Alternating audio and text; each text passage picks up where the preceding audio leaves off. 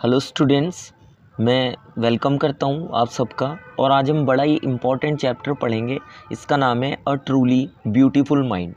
बच्चों, आज हम चैप्टर को लाइन वाइज लाइन स्टडी ना करके आज हम उसके वैल्यू पॉइंट की बेसिस पर, या यूँ कहें कि जो इम्पॉर्टेंट नोट्स होते हैं उनकी बेसिस पर इस कंप्लीट चैप्टर को समझेंगे और जानेंगे कि इस चैप्टर में क्या है। क्योंकि डिटेल्ड स्टडी एक अलग चीज़ है और एक स्मार्ट स्टडी अलग चीज़ है। तो today we will go with the smart study. तो चलिए इस चैप्टर को हम पढ़ते हैं।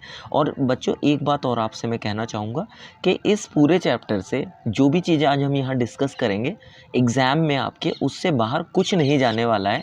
तो आप इसको बहुत ध्यान से समझिएगा, बहुत सही से समझने की कोशिश करना। और अगर लास्ट में वीडियो अच्छी लगे तो चैनल को सब्सक्राइब कर देना। Thank you.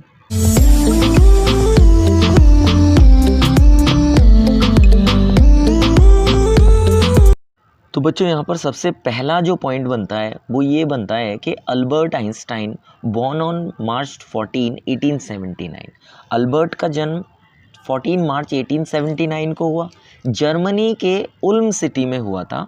एंड एक बात और कि जब आइंस्टाइन 2.5 साल के थे, मीन्स 2.5 ईयर ओल्ड थे, तो ये बोलना नहीं जानते थे। सो ये एक बहुत अजीब बात है कि इतना महान और genius scientist don't know how to talk. Second point बच्चों यहाँ पे आ जाता है कि he could not mix with his playmates, कि जो उनके साथी थे, बचपन के खेलने वाले थे, आइंस्टाइन उनके साथ ना मिक्स नहीं हो पाते थे। तो उनके जो दोस्त थे उनको बुलाते थे ब्रदर बोरिंग। अब यहाँ पर बच्चों क्वेश्चन बन जाता है एग्जाम में कि जो आइंस्टाइन के दोस्त थे वो उनको क्या कहकर बुलाते थे, तो you can write the answer के ब्रदर बोरिंग। फिर नेक्स्ट थर्ड बात आती है कि ही स्पेशली, जो आइंस्टाइन थे, स्पेशली लव्ड मैकेनिकल टॉयज़। जो मैकेनिकल टॉयज़ होते हैं ना, खिलौने, उनको वो बहुत पसंद थे। सो जब उन्होंने अपनी न्यू बॉर्न सिस्टर को देखा था, जिसका जन्म हुआ था तब उन्होंने पूछा था कि वेयर आर हर व्हील्स, कि इसके व्हील्स कहाँ हैं, मीन्स इसके पहिए कहाँ हैं, क्योंकि आइंस्टाइन बहुत इनोसेंस थे अपने बचपन में। यहाँ पे नेक्स्ट बात आती है third.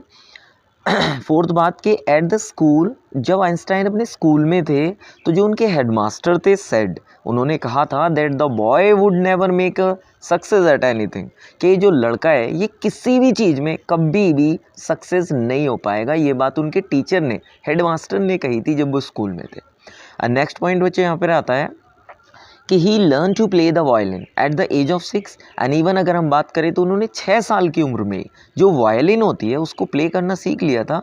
And later became a gifted amateur violinist, और बाद में एक बहुत बड़े समझदार अच्छे वायलिनिस्ट ये बने। नेक्स्ट है यहाँ पर बच्चों कि he scored good marks in almost every subject in high school in Munich में हर सब्जेक्ट में उन्होंने अच्छे मार्क्स पाए। Where his parents had moved when he was 15 months old, means जहाँ पर उनके पेरेंट्स आ गए थे जब वो 15 महीनों के थे केवल, तब। And Einstein felt suffocated, Einstein का दम घुटता था in the strict discipline of the school. एक बहुत ही स्कूल था जिसमें कठोर डिसिप्लिन था। At the age of 15 year, जब वो 15 के हुए, ही कन्विंस्ड हिज पेरेंट्स, और उन्होंने अपने पेरेंट्स को कन्विंस किया आफ्टर लॉन्ग डिस्कशन, एक बहुत लंबी डिस्कशन के बाद, to continue his education in German speaking Switzerland, कि उनकी जो एजुकेशन है फर्दर वो जर्मन स्पीकिंग स्विट्ज़रलैंड में कंटिन्यू हो। आइंस्टाइन जो थे बच्चों, नेक्स्ट है यहाँ पर, वॉज हाईली गिफ्टेड। उनको एक तरीके से हम कह सकते हैं कि गिफ्टेड पर्सन थे मैथमेटिक्स में और फिजिक्स में, क्योंकि बहुत ही दोनों ही सब्जेक्ट इनके ज़बरदस्त थे। And he graduated from the university of Zurich, इन्होंने अपनी ग्रेजुएशन की थी ज्यूरिक से 1902 में। और फाइनली गॉट अ जॉब, इनको एक जॉब मिल गई थी as a technical expert in the patent office in Bern में एक पेटेंट ऑफिस था जहाँ पर चीज़ों को एक उनका ब्लूप्रिंट रखा जाता है वहाँ पे।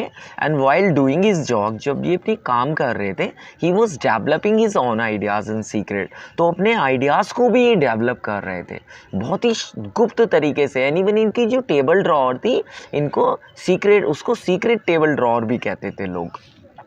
एंड नेक्स्ट इम्पॉर्टेंट बात है कि ड्यूरिंग ग्रेजुएशन, अपनी ग्रेजुएशन के टाइम पर ही fell in love with a fellow, इनका प्यार हो गया था एक अपने साथी इंटेलिजेंट स्टूडेंट से जिनका नाम मिलेवा था, मिलेवा मैरिक था। This is important and he wanted to marry her, वो उससे शादी भी करना चाहते थे। लेकिन इम्पॉर्टेंट बात थी कि जो उनकी मदर थी आइंस्टाइन की, वो इसके खिलाफ थी, क्योंकि वो ये सोचती थी कि girl is too much intelligent and 3 year older than Albert, और वो अल्बर्ट से ना 3 साल बड़ी भी है। तो ये जो पेयर है, खैर उनकी मदर की बात थी, तो the pair finally married in 1903 and had 2 sons, और उनके शादी हो जाती है और बाद में ना उनका 1903 में 2 बेटे भी हो। और बच्चों एक इम्पॉर्टेंट बात ये भी है कि जो अल्बर्ट थे, इनका 1919 में ये जो मिलेवा मैरिक है, इनसे डाइवोर्स हो गया था, और 1919 में ही इनकी कज़न थी जिनका नाम था एल्सा,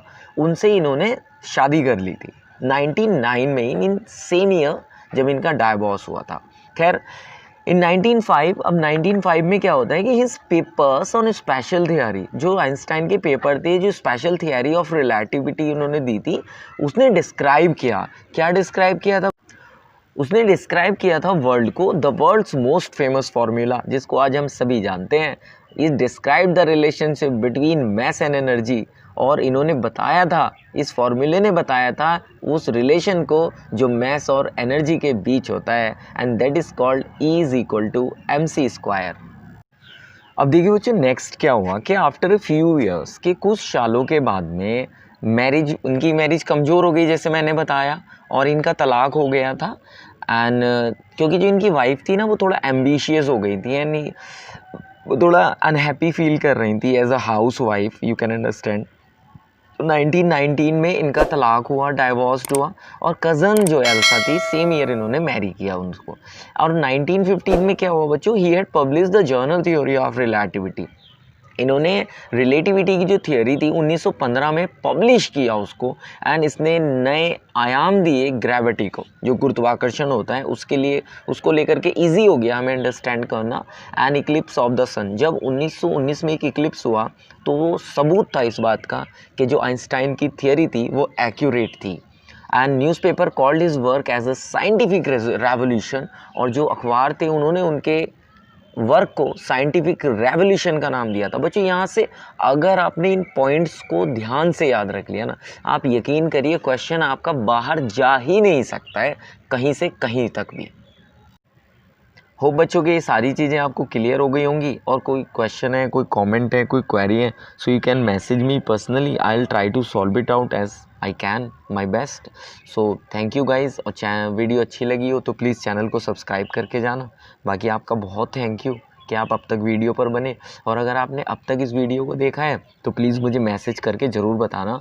बाकी नेक्स्ट वीडियो में मिलेंगे, बहुत इंपॉर्टेंट और बहुत ही अच्छी। बाकी आप सभी को नमस्कार, बाय।